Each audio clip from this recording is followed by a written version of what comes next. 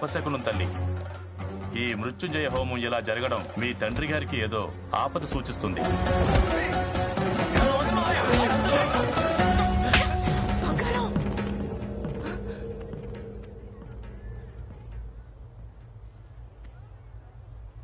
హోమం డిస్టర్బ్ చేసావు. బుద్ధి లేదా? బుద్ధి లేదు నీకు.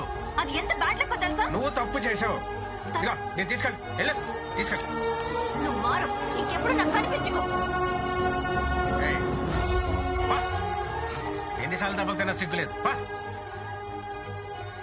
ఏమనుకోకరా, ఆడికి నాకు మంచి గొడవైంది. అది తెలిసి బంగారాజు వెళ్ళి అని కొట్టాడు. అది మనసులో పెట్టుకొని ఇప్పుడు ఇదంతా చేస్తున్నాడు.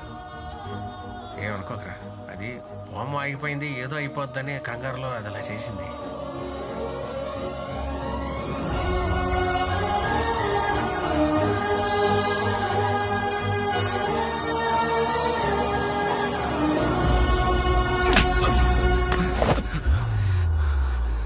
నా ఫ్రెండ్ అని ఊరుకుంటున్నాను, లేకపోతే చంపేసేవాణ్ణే. 20 మందినిచ్చి ఒక్కడిని చంపమంటే వాడితో రన్నింగ్ రేస్ పెట్టి ఊరి మధ్యలోకి వచ్చి అందరి ముందు దొరికిపోతావా? టైంకి నేను విడిపించకపోతే ఇంతకాలం పడ్డ శ్రమ వేస్ట్ అయ్యేది కదరా. ఆ జమాలజిస్ట్ ని ఎందుకు చంపాను చెప్పు. గుడి కింద ఉన్న నిధి కోసం. మరి ఆ బంగారాజు గారిని టైం పాస్ కి చంపమన్నానా? టైం పాస్ కి చంపమన్నానా? ఆ రోజు ఆయన ఏం చెప్పారో గుర్తుందా?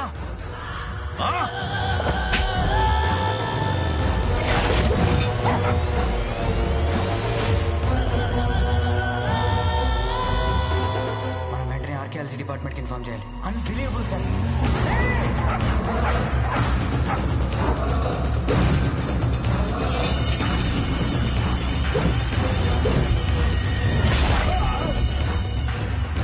ఆ జమాలజిస్టు చెప్పింది నిజమే. అవి మామూలు రంగురాళ్ళు కావు.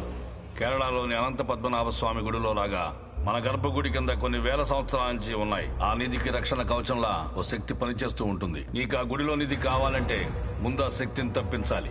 ఏంటది? చిన్న బంగారు రాజు. బంగారాజా? అవును, వాడి వంశం ఉన్నదే ఆ గుడిని కాపాడడానికి. ముందు బంగారు రాజును చంపి ఆ గుడి మీదకెళ్ళు, లేకపోతే నువ్వు కూడా రక్తం కక్కుకుని చచ్చిపోతావు. ఇప్పుడు చెప్పు, గుడి నిధి కావాలంటే నేనేం చెయ్యాలి? బంగారు రాజును చంపాలి. ఆ బంగారు రాజుగాన్ని చంపాలి. ఆ బంగారు రాజుగాన్ని చంపాలి.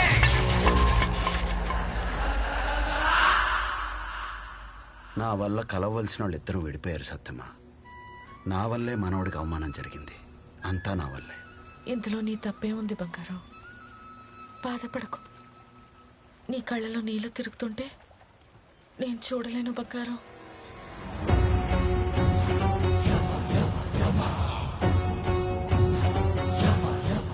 పాపం ఈ ఆత్మలకు కష్టాలండి ప్రభు. అతి త్వరలో ఈ ఆత్మలు రెండు పరమాత్మలో ఐక్యమైపోతాయి. ఆ తర్వాత ఈ ఆత్మల ఉనికే ఉండదు. పరమాత్ముడిలో ఐక్యమయ్యే లోపు ఈ ఆత్మలు రెండు అనుభవించాల్సిన కర్మఫలాలు, చూడాల్సిన కష్టాలు, సుఖాలు, బాధలు, ఆనందాలు ఇంకా చాలా ఉన్నాయి. చూస్తూ ఉండు.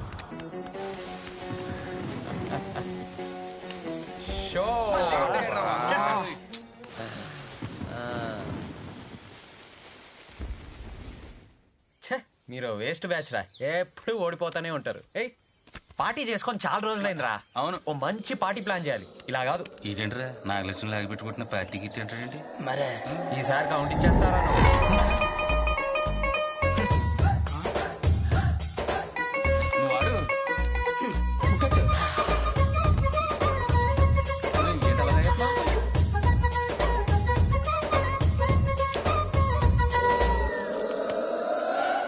చూసావా, నాగలక్ష్మి చేసిన అవమానం తాలూకు ఫ్రస్ట్రేషన్ గట్ట తాగేస్తున్నాడు. గట్టి కొడేసింది కాదు రే. రాతాక్రా ఏ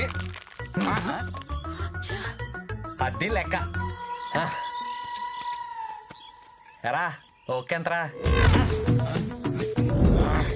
మతి కానీ కాకలు ఎత్తుకుపోయాయా? వాడిలోకి వెళ్ళి తాగుతావేంటి? మనసేం బాలేదే. అమ్మా తల పట్టేసిందిరా. ఒరే నాగలక్ష్మి కొట్టిందని చెప్పి నువ్వు ఇలా రా కొట్టేస్తే నీ ఆరోగ్యం ఏం కావాలరా? అవునరా, నాగలక్ష్మి నన్ను కొట్టడం ఏంట్రా? ఈ అబ్బా నువ్వు చూసావా? ఎవరు చెప్పాడ్రా నీకు? ఎవరు చెప్పాడ్రా నీకు? కొట్టింది కదరా. నేను గుడికి ఎప్పుడు వచ్చాను రా? నువ్వు అదే బాగుతున్నావు. చంపేస్తా. తాగితే వాడికి కిక్కెక్కింది. ఓయ్ ఊరుకోవే పుట్టికి. కితకితలాడుతున్నాయే.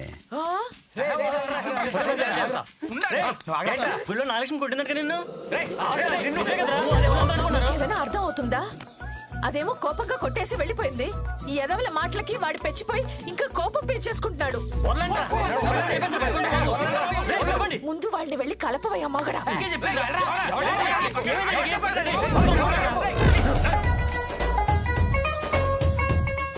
అరే కొరనా కొడకలారా, ఓ గంట సేపు నేను చెప్పించేయండి రా. పదండి, నువ్వు రారా. శ్రీమంతం అంటే ఓ పెద్ద లిస్టే ఉంటుందండి. చెప్పండి. పసుపు 4 కేజీలు, 2 చాలవా? కుంకుమ 4 కేజీలు, ఇది కూడా 2 కిలోలు. శాస్త్రం ఒప్పుకోదండి. శాస్త్రం షావుకర్ చెప్పాడు. అయ్యో మీరు భలేవారండి. బాబాయ్, ఊర్లో అందరు నీ గురించి సీప్ గా మాట్లాడుతూ ఉంటే నువ్వు ఇక్కడ కూర్చొని సీమంతం లెక్కలేస్తావేంటి? ఛే, నా రక్తం అంతా కొత్త కొత్తలా ఆడిపోతుంది. చీప్ గానా? ఏమని చెప్పరా, నా నోట్తో నేను చెప్పలేకపోతున్నాను. చెప్పలే. నువ్వు పెద్ద అమ్మ బుస్సుగాడు కదా. డమ్మా బుస్సా అంటే ఏంటి? ఏదోట్లే. ఈ ఇంటల్లుడు కాకపోతే బడి దగ్గర పొంగడాలం కూడా పనిచేయవాడు. పొంగడాలా? ఎవడన్నాడు? ఎవడో ఒకళ్ళండి. నువ్వు పెద్ద చెంపిస్త్రీ గాడు ఉంటా కదా. చెంపిస్త్రీ? చుట్టాలు చుట్టుపక్కల చీ కొడుతున్నా సరే సిగ్గు లేకుండా చెట్టు కొచ్చి పెడకలాగా అక్కడే పడి ఉన్నాడు అంటారండి. ఎందుకన్నాడు? నాగలక్ష్మి సర్పంచ్ అయ్యాక మన ఇంటికి ఒక్కసారైనా వచ్చిందా? రాలేదు కదా. లేదు. ఎందుకు? బిజీ. బిజీ కాదు, బోడి బ్రహ్మం గారి ఇంటికి వెళ్ళటం ఎందుకని రాలేదు. బోడి బ్రహ్మ? బోడి బ్రహ్మం బానిసలాగా అక్కేమో ఎదవలా చూస్తారంట కదా మిమ్మల్ని. బానిసా?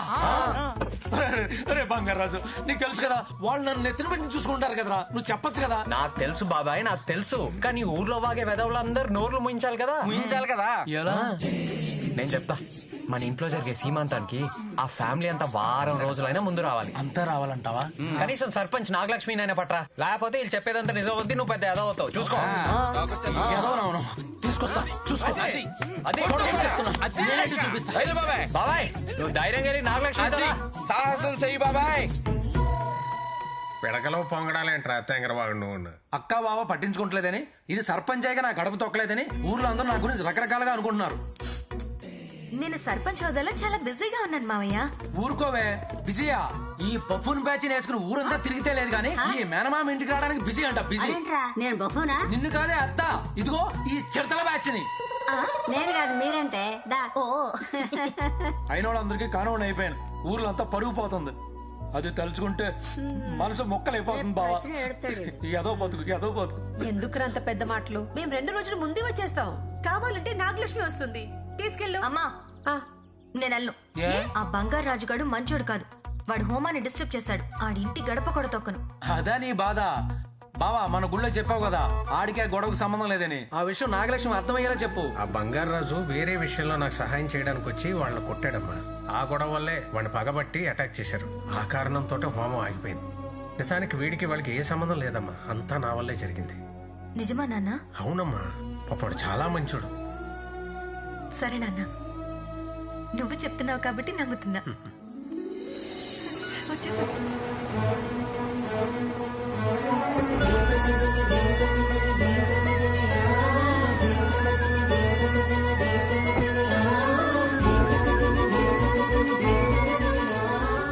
భలే మాయ చేస్తావు బంగారం.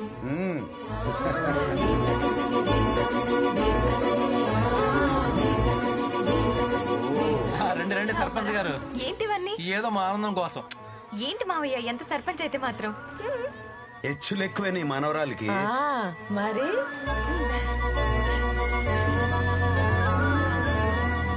Inside come. అప్పుడు గడ్డి మేటు దగ్గర అలా చేయడానికి వచ్చింది, ఇప్పుడు ఇంటికి వచ్చింది. ఏం గొడవ చేస్తుంది ఏంటో.